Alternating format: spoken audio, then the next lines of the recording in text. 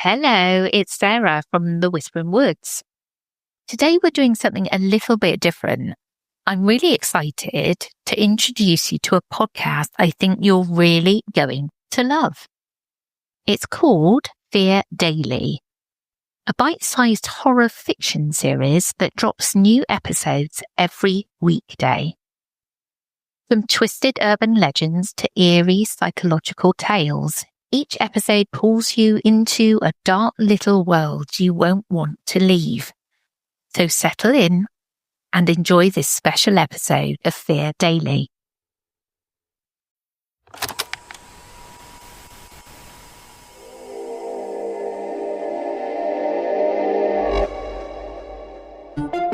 When the internet began, bulletin board services, or BBS, became the first online communities of the so-called information superhighway.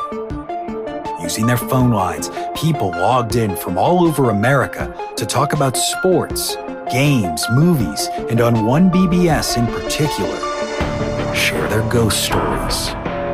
Over time, those communities all went dark, except for one lone server that continues to operate somewhere in an unknown part of Pennsylvania's Rust Belt. A relic of the 1990s, veiled in mystery, it is a digital archive of humanity's strangest encounters with the unknown, as told by the people who experienced them. My name is Brandon Schexnayder, and you are listening to Fear Daily.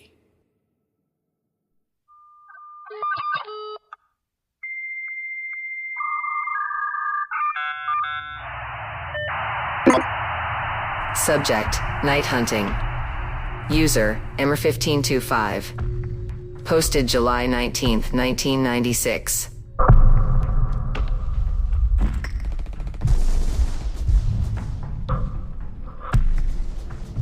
My old man served in Vietnam, and when he came back, a lot about him had changed.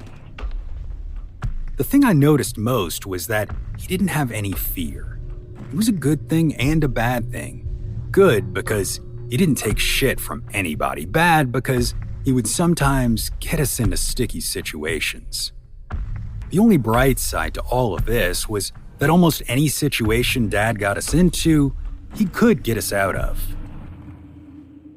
The one time that wasn't true was on the final hunting trip we took with my little brother Gary, and in Dad's defense, I don't know there was anything anyone could have done.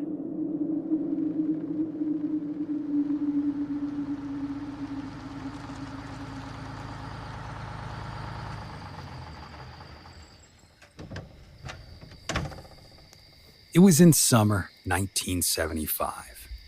After getting out of the service, Dad decided his new hobby was night hunting, which wasn't exactly legal in our state, but he never let that stop him. He said he could tell the animals apart by how far above the ground their eye shine was. Close to the ground was a hare, knee height was a boar, above that was a deer.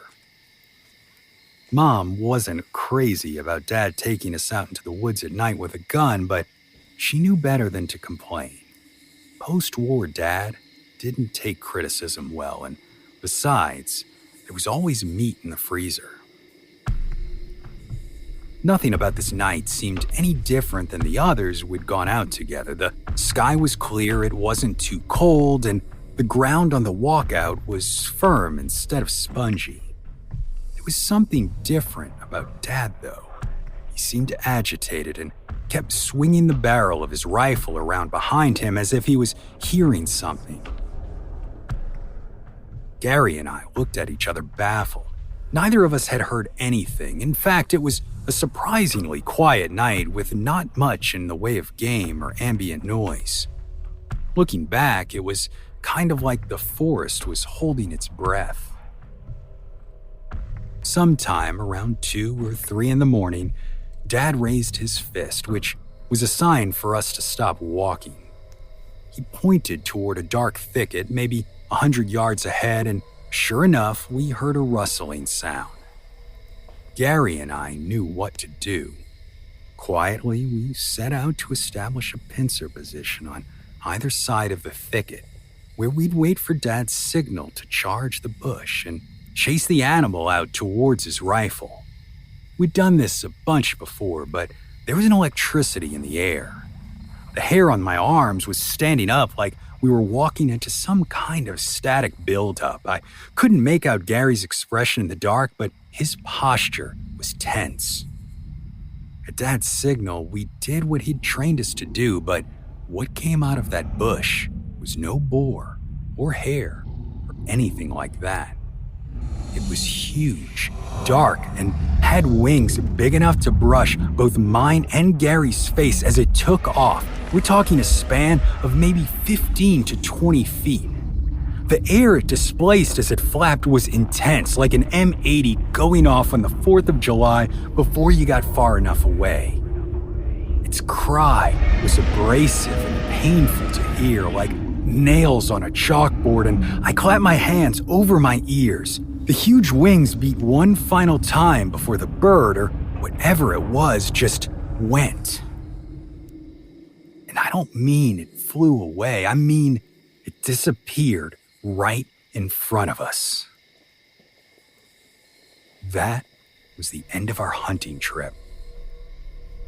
On the drive home, we tried asking Dad what it was we had seen, but he would only shake his head. It had scared me, obviously, but in the chaos, it had actually scratched Gary. I didn't see it happen, and he said it hadn't hurt at the time, but either way, when the truck's dome light came on, you could see a long, weeping red mark across his left cheek. I used the sleeve of my jacket to wipe at the clear fluid seeping out of the wound, but it kept coming. The only thing Dad said to us as we wound back down the mountain towards Riley was to stop fussing at it. I did as I was told.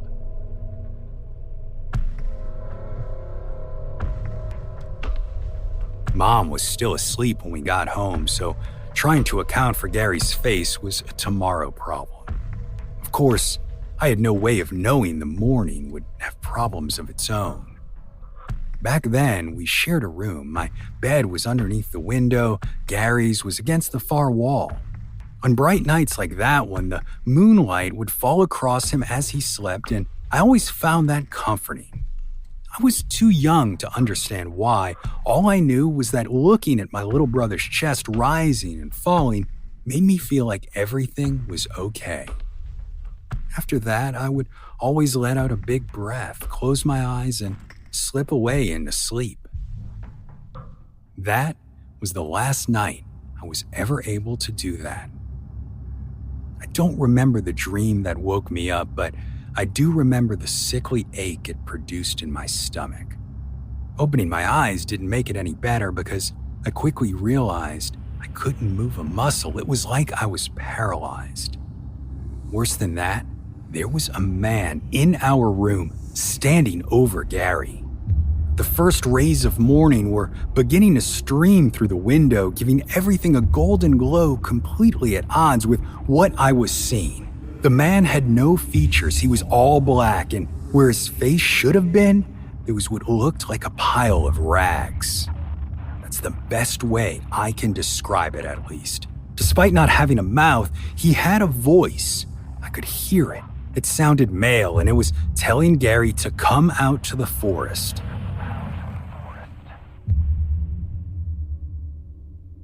I tried so hard to move, to tell this person or whatever it was to stay away from my little brother, but my body wouldn't cooperate.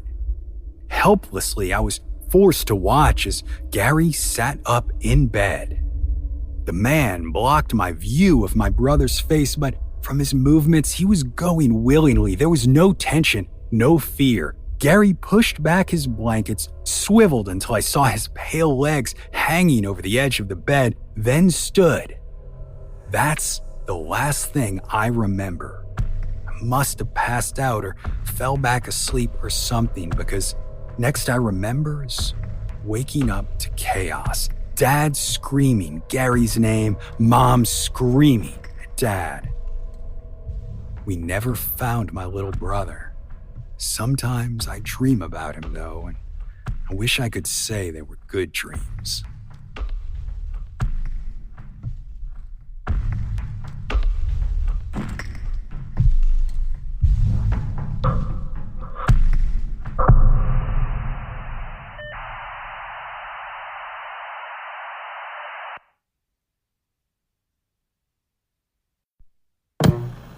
Subject, the day it didn't rain.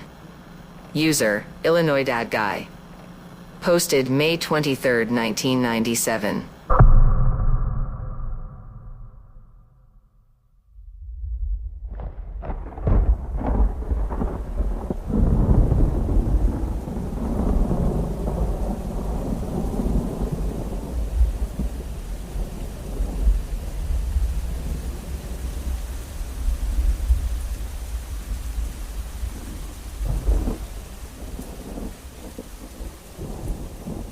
Last Thursday, Springfield got hit with the biggest thunderstorm I've ever seen.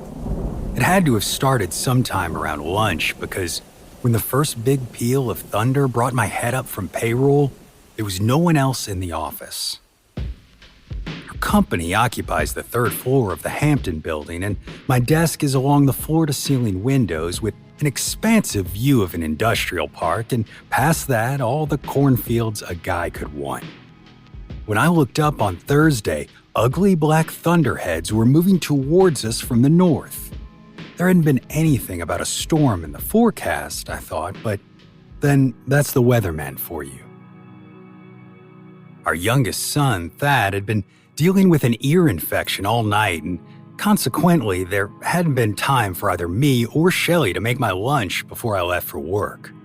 If I was going to get something to eat and beat the rain, I'd have to run out to either the Arby's or Noggles nearby and do it fast. Quickly, I pushed back from my desk and pulled on my jacket. The elevators were out again, so I double-timed it down the stairs, not seeing a single other person the entire way.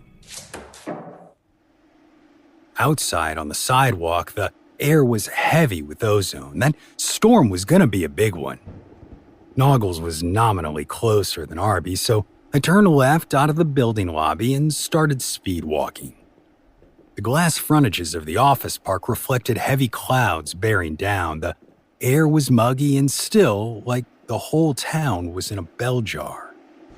The click of the traffic light was dull and muted, but as I crossed the street a block away from Noggles, that was all I heard.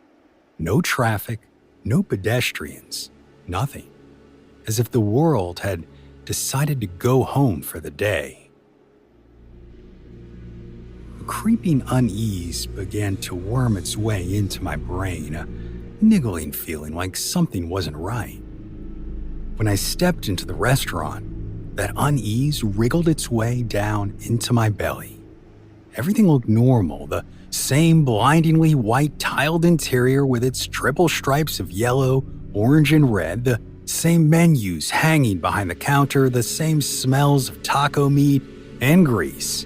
Above me, the fluorescent lights buzzed, and from the back, I could dimly hear the coolers humming, but there wasn't a single person there. I called out a greeting, then a second later, the sky went dark and the rain started to fall.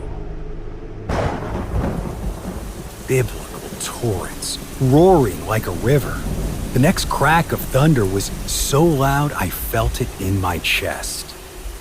Outside the window of the restaurant, the light had taken on a sickly yellow color and huge drops were bouncing off the asphalt, forming deep pools in the gutter.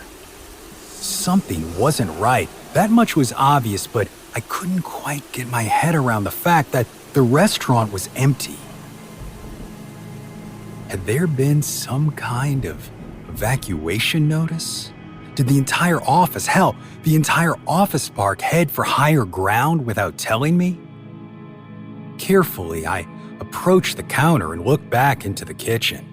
Whatever had happened, it was fast because everything had been left. It was like the fast food equivalent of the Mary Celeste. Tortillas half filled with beef and lettuce, a spoon dug mid-scoop into the refried beans. The unease was now full-blown panic, and every thought in my mind fell away except for one. Shelley and the kids. There had to be a phone here, I thought. I had to warn them or at least find out what was going on. I walked down the hallway toward the bathrooms until I saw a door marked office, and it pushed open noiselessly, and I picked up the cheap plastic receiver that sat on the edge of a desk cluttered with paperwork. The rain was battering down on the roof so hard, I was sure it was going to come through the ceiling. Putting the phone to my ear, I was about to punch in our home number when I realized there was no dial tone. The phone lines must be down, I thought. I was so concerned about getting in touch with Shelley. The strangeness of all this, the suddenness, the emptiness, didn't even register. That something was wrong was obvious, but I thought it was in the storm of the century kind of way, not whatever it was that was happening. Back in the dining room, the yellowness of the air had deepened to the point where it looked like the rain was beating its way through mucus and pooling inches deep in the road. My car was 3 blocks away. There was nothing to do now but get there. Pulling open the restaurant's door, I immediately felt an intense wave of humid air wash over me, my clothes instantly wet. The rain was actually painful, 1,000 tiny needles pelting me as I stepped into the flooded street. The clouds were a cancerous mixture of black and yellow, spiderwebbed with near-constant flashes of lightning. I'd never seen anything like it. The scale of the storm was such it made everything around me seem insubstantial, the office park reduced to the set of a cheap disaster movie. In the corridors between buildings, wind blew the rain into great solid walls like giants on the march. My shoes were waterlogged, squelching with every step. Even worse was my jacket, a soaked-through albatross I discarded halfway down the block from Noggles. At this point, I couldn't possibly get more wet, and without it, I was at least 10 pounds lighter. Back at the car, I slumped into the driver's seat, soaking it with my ruined clothes. Somehow, the rain had gotten even heavier, and turning the wipers on to their maximum setting barely made any difference at all. Carefully, I nosed my Corsica out of the lot, squinting to see anything at all through the deluge. The clouds were knit together in a single squamous mass, scales separated by strobing flashes of multicolored lightning. Out on the state road, the wind was worse and my car bucked constantly, tires fighting for traction as it was pushed relentlessly to one side. I gripped the wheel as tight as I could, trying to stay between where I imagined the yellow lines to be. Not a single vehicle passed the entire time, and I knew something was deeply, possibly permanently wrong. This wasn't just a storm. It was an apocalypse. I wasn't sure there was anywhere safe to take my family. I just knew I needed to get to them. A burst of static from the radio startled me enough. I let go of the wheel just for a moment, but it was long enough. The world spun, and I felt the tires lose traction as the car began to hydroplane. I retook control of the wheel and pulled my foot off the accelerator, gently tapping the brake.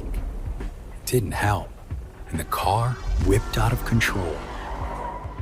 I closed my eyes and tensed, waiting for a collision with either oncoming traffic or the guardrail, but neither happened. Instead, I opened my eyes to bright sunshine and wide open cornfields. The wipers were still beating a frantic tattoo on the windshield, but there was no longer any rain. I could still see drops on the side windows, but it wasn't coming from the sky anymore. My ears rang in the sudden quiet. The soft beep of a horn startled me, and I looked out the driver's side window to see a black 4Runner pulled up. The driver was a woman I vaguely recognized as a cashier from one of the local supermarkets, and she was saying something I couldn't make out, so I rolled down my window. "I'm sorry, what?" I asked. I said, "Are you okay?"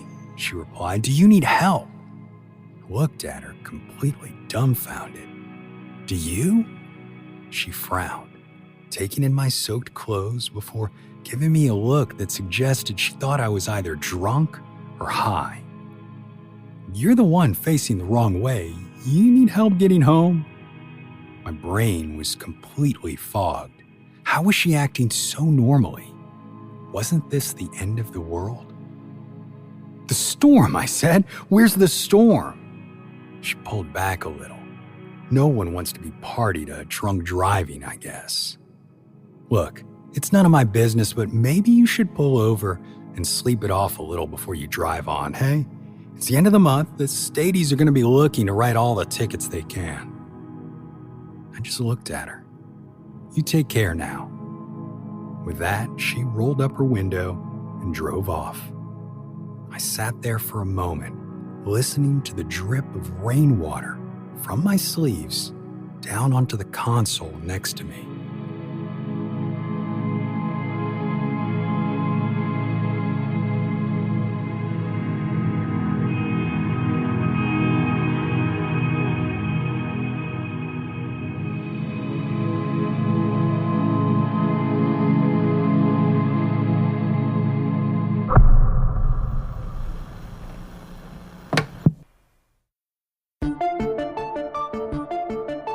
Fear Daily is an independent podcast hosted by Brandon Schexnayder and written by Brennan Storr, with Joanna Smith serving as the consulting editor, audio production by Rachel Boyd and sound design by Southern Gothic Media.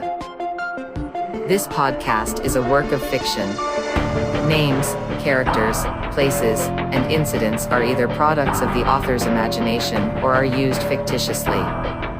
Any resemblance to actual persons, living or dead, or to real events or locations, is entirely coincidental.